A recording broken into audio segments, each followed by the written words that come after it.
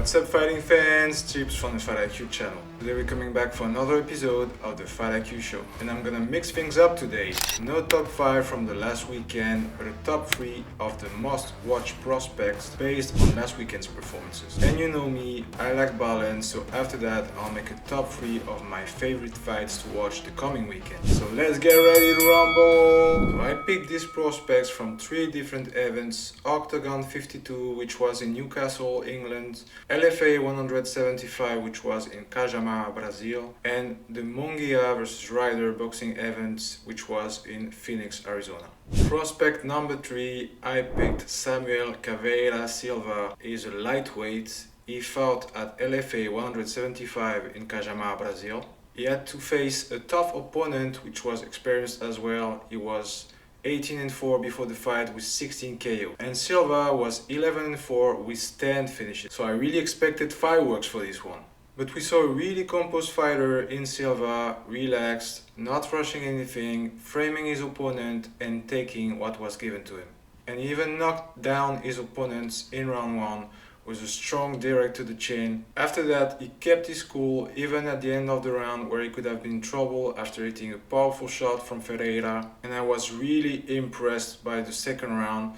Once again, Silva cool as a cucumber, framing his opponent, trying to be accurate in his striking, mixing things up with some wrestling. By the way, he looks a bit like a Brazilian Anthony Smith. At some point, he got into trouble, back against the cage, but he protected himself really good, and he used the takedown from his opponent to sweep into a guillotine position and finish the fight. Pretty good performance from Caveira. It was his second LFA fight and second LFA win. So pay attention to this guy. I wouldn't be surprised to see him fight for an LFA title in the near future and getting a call for the UFC. Prospect number 2, Matej Penaz. He is a middleweight. He fought at Octagon 52 in Newcastle. Second fight in less than 2 months for him. So this time he had to face Matthew Bonner, 16-9-1 at the moment of the fight. He is a Cage Warriors veteran. A lot of high-level fights in his resume, and Penaz, being a high-level striker, former Glory kickboxer, 8 wins via KO, so naturally Bonner tried to take him down. But Penaz showed a great takedown defense and he succeeded to keep it a striking fight. Bonner seemed tired from his unsuccessful tentative to bring the fight down, while Penaz looked in a great shape. He was dangerous, great use of the kicks, managed the distance really good. He was also really close to finish the fight at the end of the round 1. And a clean second round from Penaz, despite the low blow in the beginning of the round, which stopped a bit the momentum. A lot of low kicks, destroying Bonner's legs, feinting, making him doubt. A lot of variation in his striking, really impressive. He didn't rush to finish the fight, looked for openings, got one to the body and finished with ground and pound. Flawless performance from Penaz. He showed a lot of maturity, a lot of skills. And since his loss in the Dana White Contender Series, the only loss in his career, he seems even better. Undefeated at Octagon, 8 finishes, clearly too strong to stay in this organization, no disrespect intended.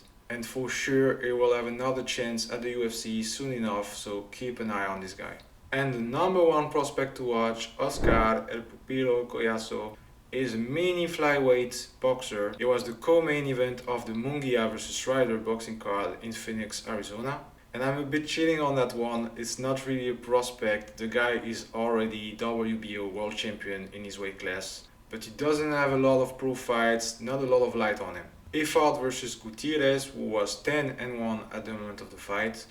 Collazo did a really clean and smart fight, setting pressure from the beginning, framing Gutierrez, closing his guard and moving his head, as his opponent was really active in the first 2 rounds. But little bit by little bit, El Pupilo started to get busy, increasing his volume, making Gutierrez fight constantly on the back foot and back against the ropes. And Gutierrez was less and less accurate, the cause of that being the incredible head movement from Collazo. In round 3, Collazo was closing in. Less volume, more power, more accuracy, baiting Gutierrez to counter with strong shots. It worked well. He caught Gutierrez with a powerful right hook and scored a knockdown after a series of punches. After that, Collazo went relentlessly at his opponent, After that, Collazo went relentlessly at his opponent until the referee stepped in to stop the contest. Great performance from Collazo, great power for the weight class. I know it's not the most watched weight class in boxing, but don't sleep on El Pupilo, he's gonna do great things. I hope to see him fight for second belt, maybe against Ayondan Dulani or Yudai Shigeoka. There were some other prospects that caught my attention. First, Max Ulcer 7-0, he won via submission at Octagon 52.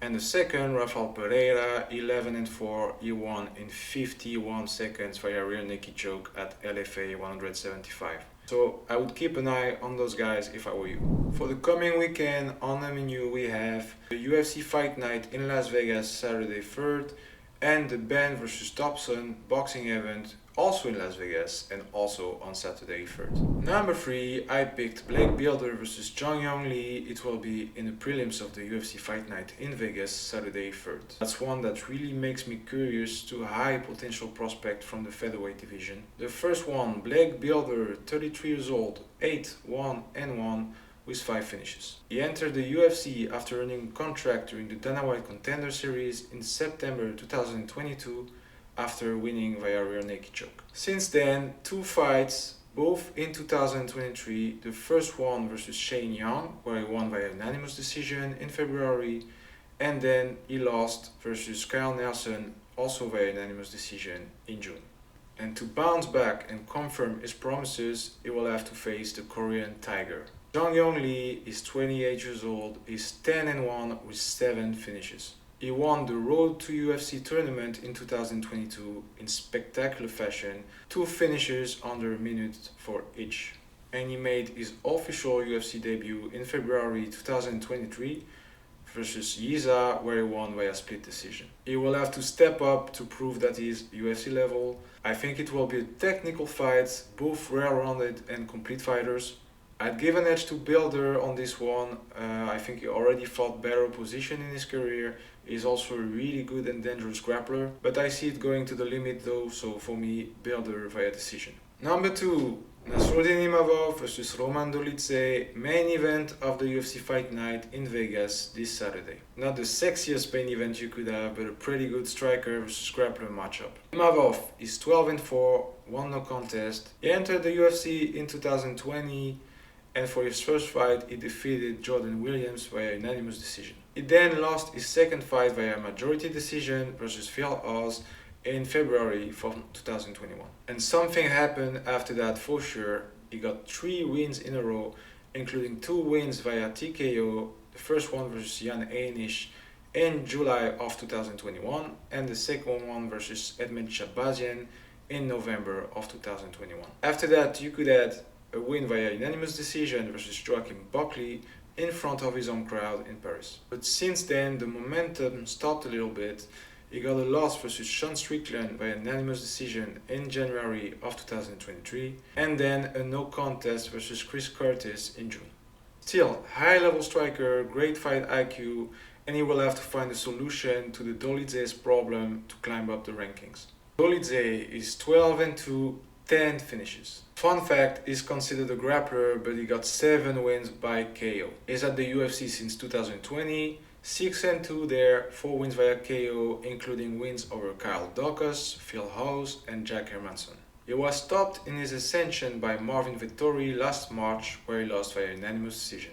Dolidze is a real powerhouse, devastating punch power and great wrestling grappling abilities. To me, the outcome of this fight depends on Imavov's abilities to do a smart fight, going in and out with his striking, and staying out of Dolidze's huge power and defending takedowns. If he succeeds, I think he will get the win by unanimous decision or even a late finish. And number 1, Conor Benn versus Peter Dobson, the main event of the boxing card with the same name in Las Vegas this Saturday. That's my favorite for the coming weekend, and I don't see this one going to the distance. First we have Conor Benn, the destroyer, is 27 years old, 22-0, 14 wins by way of knockout. The guy has devastating power in his right hand, A lot of variety in his punches, really good at managing distance and going in and out. He also faced some tough opponents. He knocked out Chris Algieri with a hard direct from the right hand in December from 2021. And then he KO'd Chris van Erden in 2 rounds in April from 2022 and had a dominating performance versus Rodolfo Orozco last September. Facing him, Peter Dobson, 33 years old, 16-0, 9 wins by way of knockout. He's not a fighter with a high volume of striking, he really chooses his strikes, he tries to keep his opponent at distance, framing them to adjust his right hand. He stays on a good performance versus Rodrigo Damian Correa, where he won by a unanimous decision. The problem is, he didn't fight since this time, which was June of 2022, which is quite a long time. I also see a gap between the level of opposition they both fought. I think the fight will start slow, but round after round, I expect Benn to take advantage via his speed, his power, and his good distance management. I also expect a finish around the 7th round from Benn. So Benn via knockout for me. Also, there are some other fights that are worth your time this weekend. Moicano versus Dober, Urbina versus Radke, Araujo versus Silva, and Braun versus Salikov at the UFC Fight Night. But also Austin Williams versus Armel Mbumba at the Benn versus Dobson boxing events. So that's it for this week. If you enjoyed the video, please give a hard punch to those like and subscribe button, especially the last one if you don't want to miss any new releases. Also, go check the video about the changes coming to the channel.